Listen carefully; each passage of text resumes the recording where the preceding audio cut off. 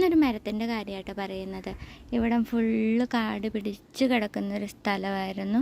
അപ്പോൾ അത് ഹോസ്പിറ്റലിന് വേണ്ടി കിട്ടിക്കഴിഞ്ഞ് കഴിഞ്ഞപ്പോൾ അവരെല്ലാ മരങ്ങളൊക്കെ വെട്ടി. കുറേ തെങ്ങുകളായിരുന്നു കേട്ടോ, ഫുള്ള് തെങ്ങുകളായിരുന്നു. അതിൻ്റെ പുറകിലോട്ട് ഈ ഹോസ്പിറ്റലിൻ്റെ ബാക്ക് സൈഡിലോട്ട് നോക്കിയാൽ നിങ്ങൾക്ക് കാണാൻ പറ്റും, ഫുള്ള് തെങ്ങുകളാണ് കേട്ടോ മാലദ്വീപ്സിൽ.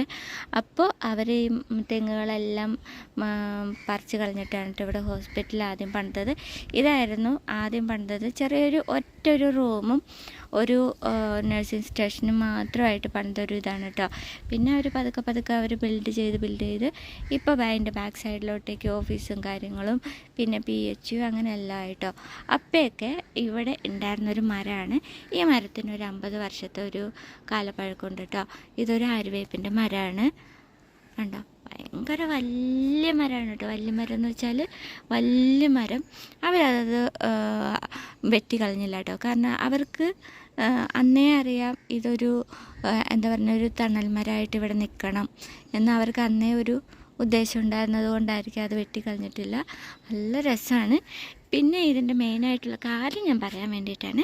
ഇപ്പം എന്താണ്, നമ്മൾ ഫ്രീ ആയിട്ടിരിക്കുമ്പോഴൊക്കെ അവർ ഇതിന് ചുവട്ടിൽ വന്നിരിക്കും. എങ്ങനെയാണ് ചുവട്ടിൽ വന്നിരിക്കുകയെന്ന് വെച്ച് കഴിഞ്ഞാൽ കണ്ടോ, അവരിങ്ങനെ 2-3 നല്ല തൊട്ടിൽ കെട്ടിയിട്ടിട്ടുണ്ട് കേട്ടോ. അപ്പോൾ ഇവിടുത്തെ സ്റ്റാഫുകളെല്ലാം തന്നെ ഇവിടെ വന്നിരിക്കും. ഇനിയിപ്പോൾ ഇരിക്കാൻ സ്ഥലമില്ലാത്തവർക്ക് വേണ്ടിയിട്ടാണ് അങ്ങനെ ഒരു ടേബിളും കൂടി അവിടെ പണിതിട്ടേക്കുന്നത് കേട്ടോ. സിമെൻറ്റും കൊണ്ട് പണിതേക്കുന്നതാണ് കേട്ടോ. കണ്ടോ, അവർ എത്ര ക്ലീനായിട്ട് അവിടെ വെച്ചേക്കുന്നതെന്ന് നോക്ക്. ആ മരത്തിൻ്റെ ചുവട് മാത്രം അവർ നല്ല ക്ലീനായിട്ട് ഇങ്ങനെ നല്ല ഭംഗിയിൽ എന്താ പറയുക, ഒരു ഊഞ്ഞാൽ കെട്ടിയിട്ടേക്കണം.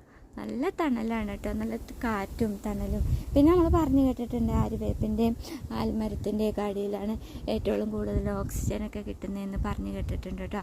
അപ്പോൾ ഇങ്ങനത്തെ സംവിധാനങ്ങൾ നമ്മുടെ നാട്ടിലും വരുവാണെന്നുണ്ടെങ്കിൽ നല്ലതായിരിക്കും എന്ന് തോന്നിയിട്ടുണ്ട് കേട്ടോ.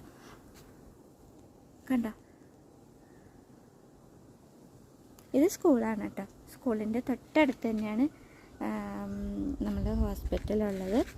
കണ്ടോ, നല്ല ഭംഗിയായിട്ട് അവരെത്ര ക്ലീൻ ആൻഡ് ടൈഡി ആയിട്ട് അവരിവിടെ സൂക്ഷിക്കുന്നതെന്നറിയാം. പിന്നെ ഇവിടെ വർക്ക് ചെയ്യുന്നത് കൂടുതലും മെയിൽ സ്റ്റാഫാണ്. അങ്ങനെ നഴ്സുമാർ മാത്രമേ ഉള്ളൂ പെൺകുട്ടികളായിട്ട്. ക്ലീനിങ് സെക്ഷനൊക്കെ മെയിലാണ്. അതുകൊണ്ടായിരിക്കാം ചിലപ്പോൾ ഇത്രയും നല്ല വൃത്തിയായിട്ട് അവർ കൊണ്ടു നടക്കുന്നത്. അപ്പോൾ നിങ്ങൾക്ക് വീഡിയോ ഇഷ്ടപ്പെടുകയാണെങ്കിൽ ലൈക്ക് ചെയ്യാനും കമൻറ്റ് ചെയ്യാനും മറക്കരുത് കേട്ടോ.